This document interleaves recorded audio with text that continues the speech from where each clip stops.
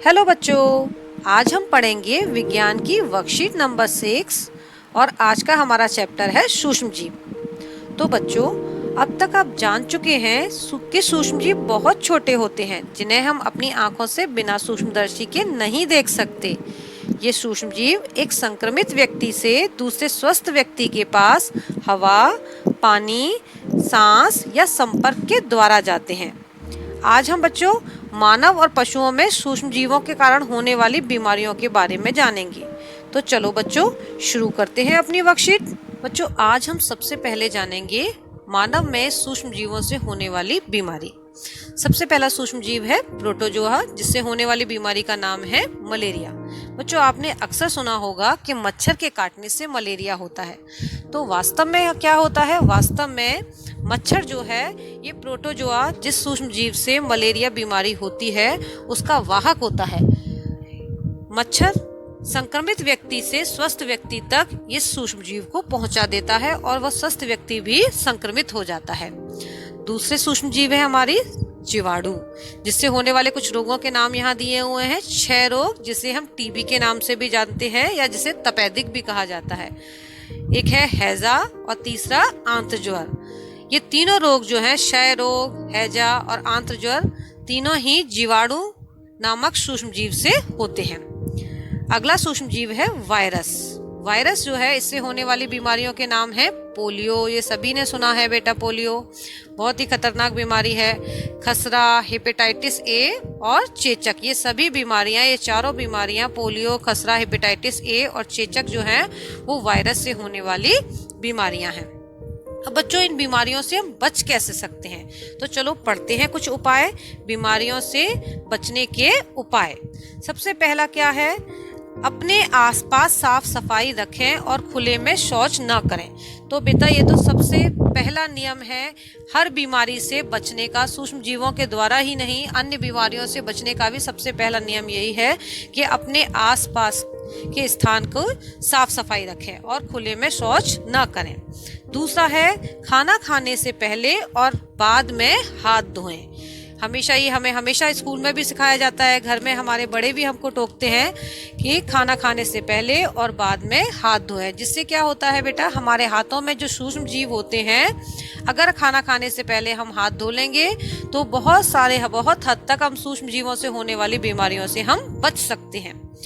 तीसरा है पानी को अपने आसपास इकट्ठा ना होने दें, क्योंकि बेटा जब पानी इकट्ठा होता है तो वहां पर बहुत सारे मच्छर पैदा होने की संभावना होती है और मच्छरों से बहुत सारी बीमारियां हो सकती हैं। मच्छर जो होते हैं बहुत सारे सूक्ष्म जीवों के वाहक होते हैं, जिससे हमें बहुत सारी बीमारियां हो सकती हैं। जैसे डेंगू है, हमें पता है ना बेटा, साफ पानी अगर कहीं इकट्ठा होता है तो डेंगू बीमारी होने के चांसेस रहते हैं, क्योंकि डेंगू का जो वायरस होता है वो मच्छर के काटने से ही एक जगह से संक्रमित व्यक्ति से स्वस्थ व्यक्ति तक पहुंच जाता है।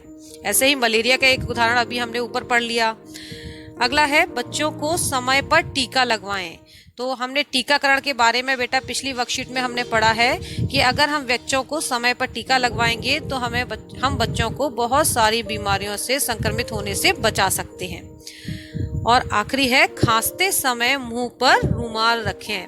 तो ये भी बहुत जरूरी है, खांसते समय मुंह में रुमाल रखें, क्योंकि बहुत सारे सूक्ष्मजीव जो है हमारी सांस के द्वारा बाहर जाते हैं। जो संक्रमित व्यक्ति होता है, अगर वो अपने मुंह पर रुमाल नहीं रखेगा तो उसके शरीर में जो सूक्ष्मजीव हैं वो हवा के द्वारा शरीर से बाहर आ सकते हैं और एक व्यक्ति से स्वस्थ व्यक्ति तक, संक्रमित व्यक्ति से स्वस्थ व्यक्ति तक पहुंच सकते हैं।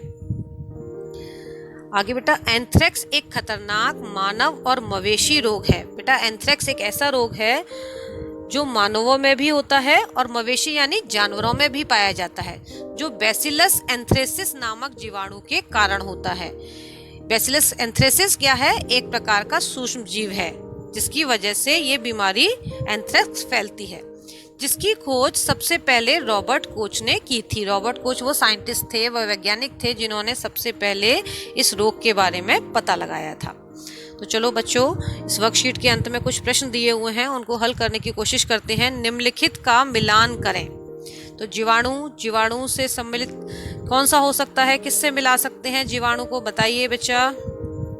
जीवाणु, जीवाणुओं से होने वाली बीमारी है हैजा। प्रोटोजोआ, प्रोटोजोआ से होने वाली बीमारी मलेरिया का कारक। मलेरिया का कारक कौन है? प्रोटोजोआ। लैक्टोबैसिलस क्या है? सूक्ष्म जीव है जो दही के जमने में सहायक होते हैं। और वायरस से होने वाला रोग कौन सा है? चेचक रोग। चेचक रोग जो है वो वायरस से होने वाला रोग है।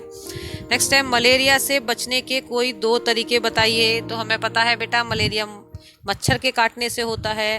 तो हमने क्या करना है? अपने आसपास पानी को इकट्ठा नहीं होने देना है। दूसरा, अपने आसपास साफ सफाई रखनी है जिससे कि वहाँ पर मच्छर न बढ़े न पनपे, हम इस बीमारी से बच सकते हैं। तीसरा है मानव में बैक्टीरिया और वायरस से फैलने वाली 3 बीमारियों के नाम बताइए। तो हम पहले पढ़ चुके हैं बैक्टीरिया से और वायरस से होने वाली बीमारियां। तो वायरस से होने वाली बीमारियां बेटा कौन सी हैं? पोलियो, खसरा, हेपेटाइटिस ए, चेचक। कोई भी आप लिख सकते हैं। जीवाणु से होने वाली क्षय रोग, हैजा और आंत्र ज्वर। तो आप कोई भी यहाँ पर बीमारी का नाम लिख सकते हैं। अगला है पूरी दुनिया एक महामारी से पीड़ित है, उस महामारी और सूक्ष्मजीव का नाम बताइए जिसके द्वारा यह फैला है। तो ये किसके द्वारा फैला है बेटा? कौन सी? पहले तो महामारी का नाम बताना है। वो महामारी कौन सी है? कोविड-19। उस महामारी का नाम क्या है बेटा? कोविड-19। और ये महामारी किस सूक्ष्म जीव के कारण फैली हुई है? ये कोरोना नामक वायरस, कोरोना वायरस से होने वाली बीमारी है।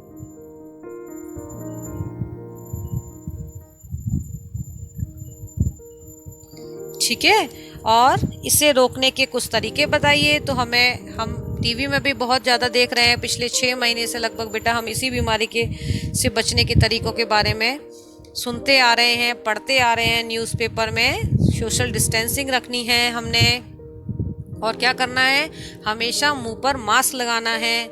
जब भी घर से बाहर जाएं तो घर में अंदर आने के बाद सबसे पहले हमने अपने हाथ साबुन से अच्छी तरह से धोने हैं। और अगर पानी नहीं है तो हमें सैनिटाइजर से अपने हाथ साफ करने हैं। इसके अलावा भी आप अपने कुछ और भी तरीके जो हैं वो भी लिख सकते हैं।